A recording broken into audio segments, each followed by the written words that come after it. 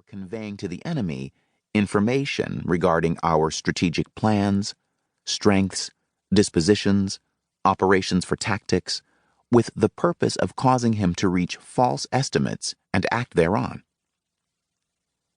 As author Thaddeus Holt has more elegantly put it, cover conceals truth. Deception conveys falsehood. Cover induces non-action. Deception induces action. Both are geared for a specific result on the part of the adversary. In a World War I example of cover, the Allies camouflaged battlefield observation posts as trees. And Operation Bodyguard in World War II is a classic example of active deception.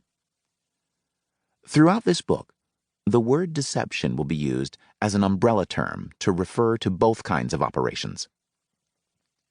Military strategists rely on the following principles when considering their deception tactics. Focus. While the customer of a deception is the intelligence agency to which misleading or false information is directed, its target is the enemy commander, because he or she is the one who will make strategic decisions based on the information. Action. The plan must be designed to make the enemy do something specific that will be of benefit to one's operations. Coordination of efforts. Early deceptions were generally initiated by a single person. Roughly at the start of the 20th century, deception became institutionalized, with more of the work done by committees and agencies within governments. These groups require coordination to avoid duplication of operations and problems when one agency doesn't know what another is doing. Security. Deception operations must be kept secret, and they must also ensure the secrecy of the military operations with which they are connected. Credibility. No matter how good a deception plan is, it will fail if the enemy does not believe that the story it tells is possible.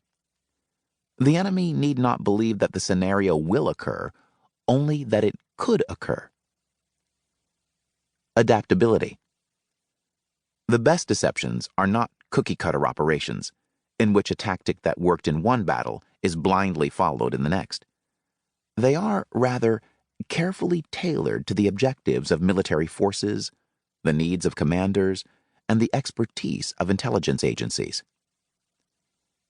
Deception techniques used by military strategists include concealment, hiding military assets with available cover, such as trees, bushes, or buildings; camouflage, hiding military assets through artificial means, such as covering an ammunition supply with a net that looks like foliage. In negative or passive camouflage, objects are hidden. In positive or active camouflage, dummy military objects are used to mislead the enemy about the strength or placement of assets. Planted false information. Feeding false intelligence to the enemy via double agents, news articles, or intentional leaks by diplomats. Demonstration.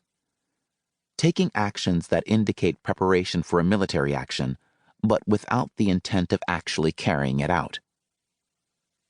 Feint. A military action designed to draw the enemy out or distract from the main assault. One example is a tactical retreat, carried out in hopes that the enemy will follow and designed to get one's own forces in a better position. Repetitive process. A repeated drill or practice maneuver designed to lull the enemy into a false sense of security, making them vulnerable when the drill or practice becomes an actual maneuver. Apparent bad luck or mistake. Planting false information in such a way that the enemy is fooled into thinking that they have discovered some important intelligence because of an accident or bad luck on the part of the adversary. Substitution.